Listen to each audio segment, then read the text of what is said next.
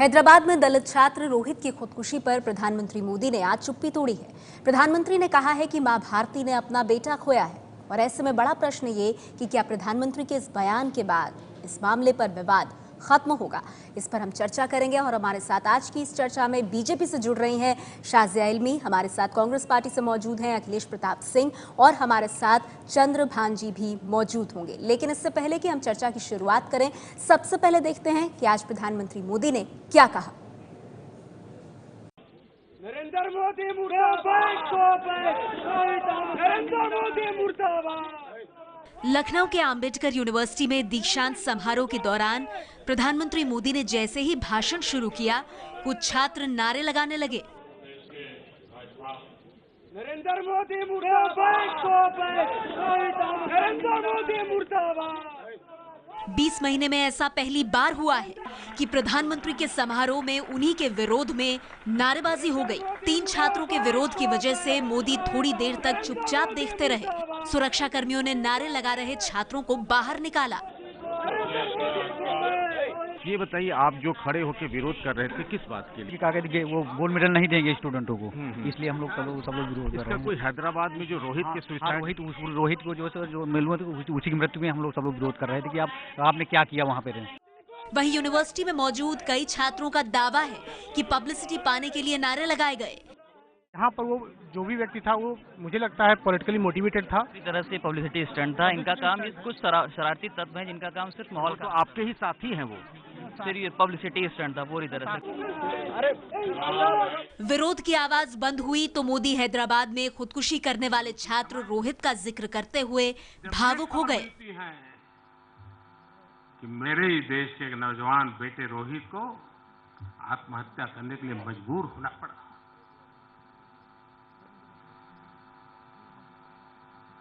उसके परिवार पर क्या बीती होगी। कारण अपनी जगह पर होंगे, राजनीति अपनी जगह पर होगा, लेकिन सच्चाई यह है कि मां ने एक लाल खोया। इसकी पीड़ा मैं भली भांति महसूस करता हूं। मोदी का भाषण खत्म होने के बाद ही खबर आई कि मानव संसाधन विकास मंत्रालय ने खुदकुशी की जांच के लिए न्यायिक आयोग बना दिया है। यूनिवर्सिटी ने मुआवजे का ऐलान कर दिया। प्रधानमंत्री ने राजनीति परे रखने की अपील की है। विपक्ष मोदी से बयान की मांग कर रहा था। ऐसे में बड़ा सवाल ये है कि क्या मोदी के बयान से विवाद खत्म होगा। तो इस बड़े प्रश्न पर हम चर्चा करेंगे, लेकिन उससे पहले आइए आपको कुछ अहम जानकारियां देते हैं। ग्राफिक्स के माध्यम से आपको हम ये बताने की कोशिश करते हैं कि किस तरह से मोदी सरकार ने सत्ता में आने के बाद दलितों तक पहुंचने की कोशिश की है। 14 अप्रैल 2015 आंबेडकर जयंती पर बिहार में चुनाव प्रचार शुरू किया। बीजेपी ने जोर शोर से कहा कि आंबेडकर जयंती को आधार बनाते हुए इसे खास तौर पर आगे मनाया जाएगा। 20 सितंबर 2015 को मोहन भागवत ने किए किराए पर पानी फेर दिया, ये कहकर कि आरक्षण की समीक्षा हो, यानी जो फायदा मिल सकता था वो मोहन भागवत के बयान से खत्म होता हुआ नजर आया। इसके बाद 11 अक्टूबर 2015 को आपको याद होगा मुंबई में आंबेडकर स्मारक की आधारशिला रखी गई थी प्रधानमंत्री द्वारा। 22 अक्टूबर 2015 को लेकिन जो मोदी सरकार के मंत्री हैं वीके सिंह, उन्होंने दलितों की तुलना कुत्ते से कर दी थी जब हरियाणा में 2 दलित बच्चों की हत्या का मामला सामने आया था। फिर 14 नवंबर 2015 को लंदन में आंबेडकर हाउस का उद्घाटन किया प्रधानमंत्री मोदी ने। इसे एक बड़े अच्छे कदम के तौर पर देखा गया। 26 नवंबर 2015 को बाकायदा संसद में उस संविधान पर चर्चा की गई 2 दिन तक, जिसे बाबा साहब भीमराव अंबेडकर ने ही देशवासियों को दिया था। 29 दिसंबर 2015 को दलित कारोबारियों के कार्यक्रम में प्रधानमंत्री पहुंचे और कहा, आप ही की तरह मैंने भी अपमान सहा है। ये सब कुछ दलितों तक पहुंचने की कोशिश रही मोदी सरकार की, बड़े सकारात्मक कदम रहे। लेकिन प्रधानमंत्री मोदी के दलित प्रेम के बीच 17 जनवरी को एक और ऐसी घटना हो जाती है जो रास्ते का रोड़ा ऐसे बनता है कि दलित छात्र रोहित ने खुदकुशी की और उसके बाद जिस तरह से आरोप 2 मंत्रियों पर लगे, केंद्र सरकार के 2 मंत्रियों पर दबाव के आरोप, जिसके चलते रोहित ने खुदकुशी की और फिर विरोधियों को यह मौका भी मिल गया कि प्रधानमंत्री मोदी की जो सरकार है वो दलित विरोधी मानसिकता रखती है। पूछा गया प्रधानमंत्री से कि वो अपनी चुप्पी आखिर इतने संवेदनशील मुद्दे पर क्यों नहीं तोड़ते। तो आज प्रधानमंत्री नरेंद्र मोदी ने अपनी चुप्पी तोड़ी, वो बेहद भावुक हो गए। अब क्या इसके बाद ये मामला यहाँ थमेगा, ये विवाद खत्म होगा? इसी पर हम चर्चा कर रहे हैं। कांग्रेस पार्टी से हमारे साथ अखिलेश प्रताप सिंह जी मौजूद हैं। अखिलेश जी, प्रधानमंत्री ने अपनी चुप्पी तोड़ी है और सिर्फ चुप्पी नहीं तोड़ी, उनकी भावनाएं पूरे देश ने देखी, वो काफी भावुक हो गए। अब क्या ये विवाद खत्म हो जाना चाहिए? क्या अब आप लोग प्रधानमंत्री मोदी पर हमले करना बंद करेंगे?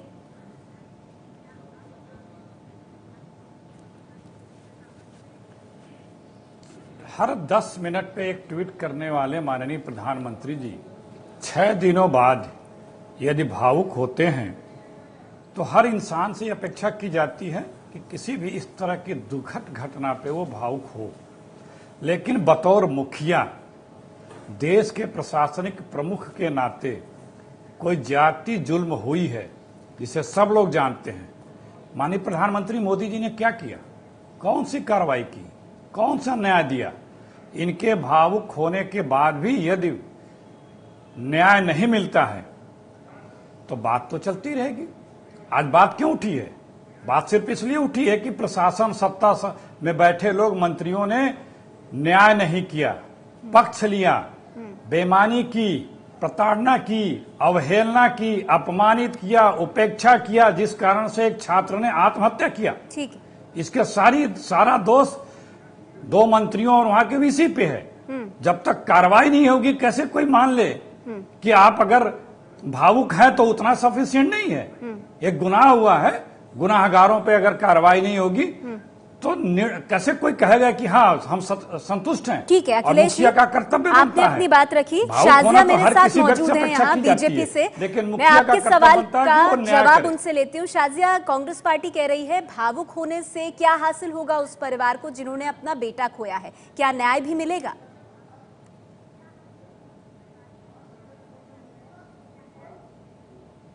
देखिए, बहुत ही अफसोस की बात है। और जहां तक कांग्रेस पार्टी की बात है, उन्हें सिर्फ जहर उगलना आता है। ना तो उन्होंने विकास का रास्ता दिखाया। दलितों की, हमारे दलित भाइयों की, मुसलमानों भाई बहनों की जो हालत हुई है वो सिर्फ कांग्रेस की वजह से हुई है। हमें याद है भूत मांगे परिवार को किस तरह से बेदर्दी से मारा गया, और वो भी कांग्रेस प्रशासन ने, और किसी ने एक जरा सा उसको लेकर बयान नहीं दिया। तो अगर इनको कुछ नहीं मिलता है, हर एक चीज को सिर्फ मोदी सरकार को घेरने के लिए और मोदी जी पर हमला करने के लिए अपनी सारी की सारी ऊर्जा ये इस्तेमाल कर रहे हैं, क्योंकि इनके पास कुछ और है ही नहीं। मोदी जी साफ साफ कह रहे हैं और इस मामले की न्यायिक जांच होगी और जो भी गुनहगार है उसे सजा मिलनी चाहिए। और जहां तक बात है खुदकुशी की, ये बहुत ही अफसोस की बात है। लेकिन आप खुदकुशी का अगर आप नोट भी देखेंगे तो कहीं नाम नहीं दिया गया है। लेकिन फिर भी अगर किसी ने दुख दिया है या कुछ गलत चीज हुई है तो उसकी सजा होनी चाहिए। पर इसका मतलब ये नहीं है कि आप हर एक चीज को, हर एक बयान को, हर एक इंसिडेंट को सिर्फ इस्तेमाल करेंगे मोदी जी को अटैक करने के लिए। क्या आपके पास कोई एजेंडा नहीं रह गया? आप दलित पॉलिटिक्स की बात कीजिए, उसे बेहतर करने की बात कीजिए, उनके आर्थिक विकास की बात कीजिए।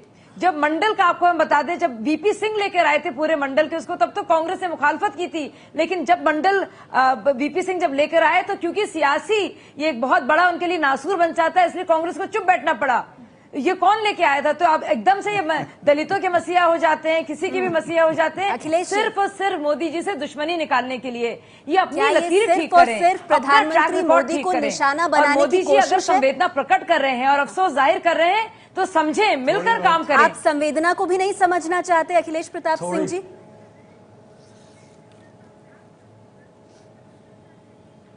थोड़ी बहुत सामान्य ज्ञान की बात की होती है। मंडल का जिक्र किया, वो पिछड़ों का मामला था।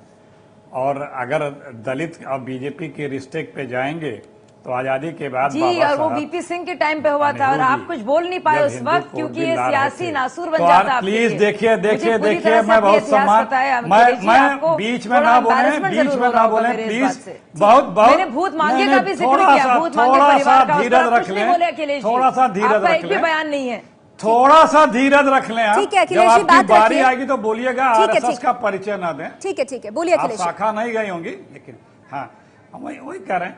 देखिए, बताया जा रहा है कि देखिए कितने दंभ के साथ कहा जा रहा है कि मोदी जी ने भावुक होकर के कह दिया। अरे क्या न्याय मिल गया? मैं तो यही कह रहा हूं कि भावुक होना इतने बड़े घटना पे हर व्यक्ति का कर्तव्य बनता है। उसकी अखिलेश जी मुझे माफ कीजिएगा, मैं आपको यहाँ पर हस्तक्षेप कर रही हूँ। बस एक जानकारी दे दूं, प्रधानमंत्री मोदी ने जो भावुक होकर अपनी बात कही, उसके बाद हमने ये भी देखा कि शिक्षा मंत्रालय की तरफ से न्यायिक आयोग के गठन की बात कही गई, फैसला कर दिया गया है कि अब इस पर बाकायदा जांच होगी। आप सुनिए, आप उसका स्वागत नहीं करेंगे?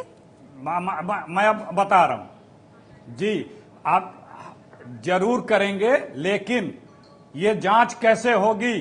एक केंद्रीय मंत्री मंत्री परिषद पे बैठा रहेगा, एक राज्य मंत्री जिसने पत्र लिखा वो अपने मंत्री परिषद पे बैठा रहेगा, एक वीसी जो अपने पद पे बैठा रहेगा, तो कौन सी जांच हो पाएगी?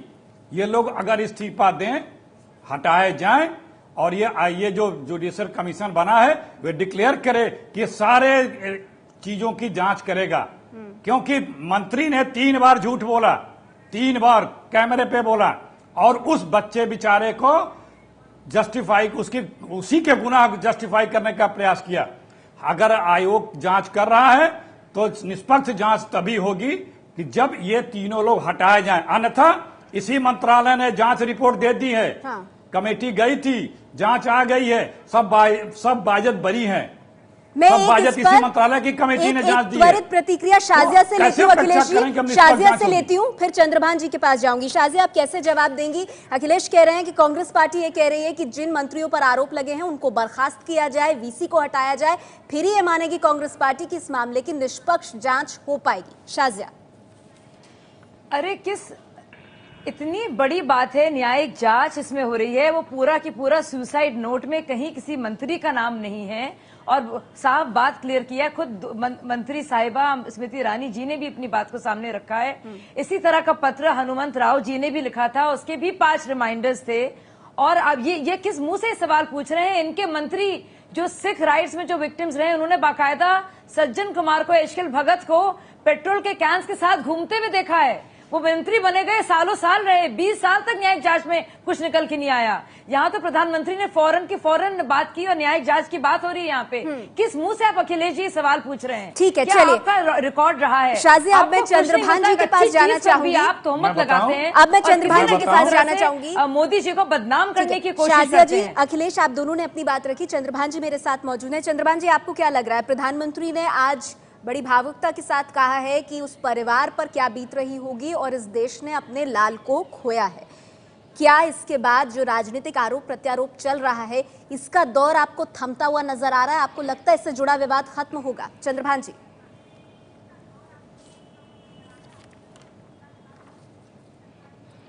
मैं आंसुओं के बारे में थोड़ा बहुत जानता हूं। मैंने देखा है अपने बचपन में दलित महिलाओं को रोते हुए, क्योंकि बच्चों के लिए खाने नहीं है। बच्चों को रोते हुए देखा है क्योंकि उनको भूख लगी है। तो यदि कोई व्यक्ति रो करके अपना एक्सप्रेशन करता है तो मैं एक ऐसा इंसान हूं कि मैं उस आंसू की भाषा को समझने की कोशिश करूंगा और मैं मानता हूं कि ये अच्छी शुरुआत है। और क्यों हमेशा किसी को डाउट करें, क्यों हमेशा कहें ये 5 दिन पहले क्यों नहीं हो गया? हो जाता तो अच्छा है, पर प्रधानमंत्री का यह जेस्चर हम अप्रिशिएट करते हैं और उम्मीद करते हैं कि अब आगे एक्शन होंगे और मंत्री और वीसी दोनों को जल्दी से जल्दी अरेस्ट करके कार्रवाई शुरू करनी चाहिए। अखिलेश जी, चंद्रभान जी देखिए इसका वाकई में स्वागत कर रहे हैं और वो भी वही बात कह रहे हैं जो आप कह रहे हैं, पर अलग अंदाज में। वो कह रहे हैं कि जो शुरुआत तो हुई है और अच्छी शुरुआत हुई है। एक बात देखिए, आंसुओं से उन्होंने शुरू किया। इस धरा पे कोई ऐसा नहीं होगा, चाहे रंक हो चाहे राजा हो, जो कभी रोया ना हो या जिसे तकलीफ नहीं हुई हो।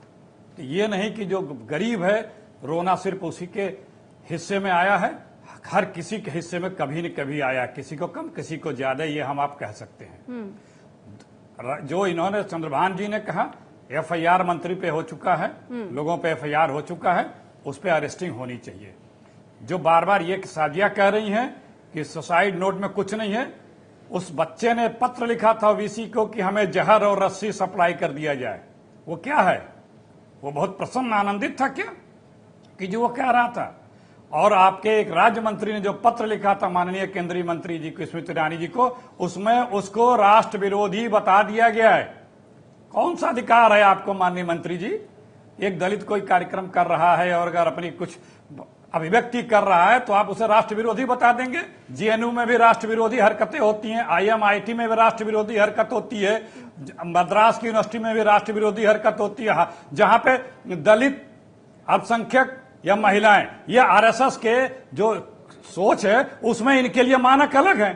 ये यहाँ पे जहाँ कुछ हो तो ये लोग राष्ट्र विरोधी हो जाते हैं बिना किसी सिर पैर के किसी आधार। अखिलेश जी मैं इसका जवाब लेती हूँ शाजिया से। आपने राष्ट्र विरोधी बता दिया। शाजिया, तो अखिलेश जी पूछ रहे हैं आधार क्या था और क्या यही वजह जो बातें अखिलेश जी गिना रहे हैं शाजिया कि 20 महीने में पहली बार प्रधानमंत्री के समारोह में ही उनको गोबात और मुर्दाबाद जैसे 4 लोगों का सस्पेंशन फिर वापस लिया ना। ठीक है शाजिया, रखिए अपनी बात।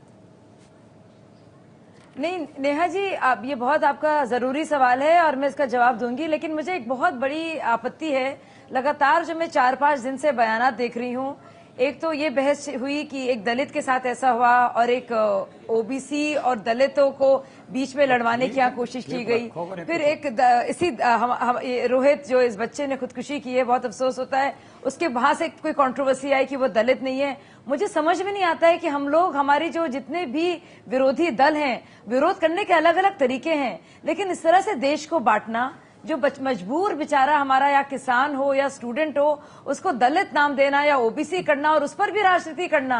अगर ये कहते एक बच्चे के साथ ऐसा हुआ है और किसी के साथ नहीं होना चाहिए, ये सही बात होती, लेकिन जानबूझ के आपने देखा शब्दों का इस्तेमाल, एक एडजेक्टिव लग जाता है हर चीज के साथ, दलित, अल्पसंख्यक, तो इससे ये इनकी वोट बैंक की राजनीति को उभारता है और दिखाता है। लेकिन शाजिया, सोचते हैं जो बात आप कह रही हैं वो अपने आप में बहुत अच्छी प्रतिक्रिया है जो आप दे रही हैं। लाडला है उसका पर बच्चा, शाजिया, क्या आप इस बात से इनकार करेंगी कि बीजेपी बीजेपी के ही कुछ नेता ऐसे हैं जिन्होंने बड़ी अजीब सी बातें की हैं, दलित और वो दलित है या नहीं था, इस पर सवाल उठाए हैं। सुब्रमण्यम स्वामी ने शाजिया आज जो ट्वीट किया वो बड़ा हैरान करता है। बहुत से नेता दलित भी हैं, वो रनिंग डॉग्स की बात कर रहे हैं, नेता दलित भी हैं। मतलब शाजिया, प्रधानमंत्री ने जो आज बहुत अच्छा जेस्चर किया है, आप ठीक कह रही हैं, लेकिन नेहा जी बहुत सारे नेता बीजेपी के दलित में भी हैं। तो फिर ऐसा क्यों हो रहा है? नेता इंसान होते हैं, हर एक पार्टी में गलत बयानी होती है और अच्छी बातें होती हैं, और बहुत सारे बीजेपी के नेता दलित हैं, प्रोमिनेंट दलित लीडर्स हैं, ठीक है, और बहुत ही आगे रहे हैं। ऐसी कोई मतलब बात नहीं है, बिना वजह इस बात को फिर से वो ट्विस्ट देने की कोशिश की जा रही है। समझाया क्यों नहीं जा रहा है? ये एंगल दिया जा रहा है उसी वोट बैंक पॉलिटिक्स, वही आइडेंटिटी पॉलिटिक्स को फिर से परपेचुएट करने का, ताकि एक इंसान अपने को बराबरी से ना देख पाए। चंद्रभान के साथ दुर्व्यवहार है, प्रधानमंत्री के सिर्फ बयान के बाद देखा जाए, न्यायिक आयोग के गठन के बाद भी अगर इस मुद्दे को खींचा जा रहा है जो शाजिया कह रही हैं, तो क्या वो सिर्फ और सिर्फ वोट बैंक की पॉलिटिक्स हो रही है जो शाजिया कह रही हैं? इसके ऑब्जेक्शन करती सिर्फ राजनीति करने को हो रहा है कांग्रेस के प्रवक्ता के साथ। ठीक है, ठीक है शाजिया, मैं चंद्रभान से आप ही की बात का जवाब दे रही हूँ। जी चंद्रभान जी बोलिए। पहले कुछ तो कराइए। प्राइम मिनिस्टर के इस इनिशिएटिव के बाद हमें इंतजार करना चाहिए कि न्याय होगा, पर जब तक बीजेपी के जो प्रवक्ता हैं इतने असंवेदनशील होकर के टीवी स्टूडियो में अपनी बात करते रहेंगे तो दलितों का एंगर और बढ़ता जाएगा। प्रधानमंत्री के सारे प्रयास को ये लोग मिट्टी में मिला देंगे। ये बार बार ये कहेंगे कि उसने किसी का नाम नहीं लिखा है सुसाइड नोट में। अरे वो महान इंसान था, वो अपने दोस्तों को भी माफ कर रहा है और दुश्मनों को भी। वो दुश्मन कौन थे? अगर वो दुश्मन की बात कर रहा है, क्यों बार उसे सजा मिलनी चाहिए? किसी का नाम नहीं लिया। मैं साथ साथ ये भी कह रही हूं चंद्रभान जी, मरने के 5 मिनट पहले सबको माफ कर रहा है। मैं ये कह रही हूँ क्योंकि ये बयान दिया गया है, लेकिन मैं ये भी कह रही हूँ कि जो गुनहगार है चंद्रभान जी, उसको सजा मिलनी चाहिए और मुझे पूरी उम्मीद है कि मिलेगी। ठीक है, चलिए सब लोग इसके लिए मिलकर काम मेरे पास वक्त इतना ही है। उम्मीद हम ये भी करेंगे अखिलेश जी, शाजिया और चंद्रभान जी की राजनीतिक आरोप प्रत्यारोप बंद हो। अब अगर प्रधानमंत्री ने इतनी अच्छी पहल और शुरुआत की है तो उन्हीं की पार्टी के नेता उनकी इस पहल पर कम से कम दाग ना लगाएं, बयानबाजी खराब बेकार बयानबाजी ना हो और जो जांच हो रही है वो सही तरह से आगे बढ़े ताकि इस खुदकुशी के पीछे की जो सच्चाई है वो सामने आ सके। बहुत बहुत शुक्रिया शाजिया, अखिलेश जी और चंद्रभान जी, आप तीनों का हमारे साथ जुड़ने के लिए।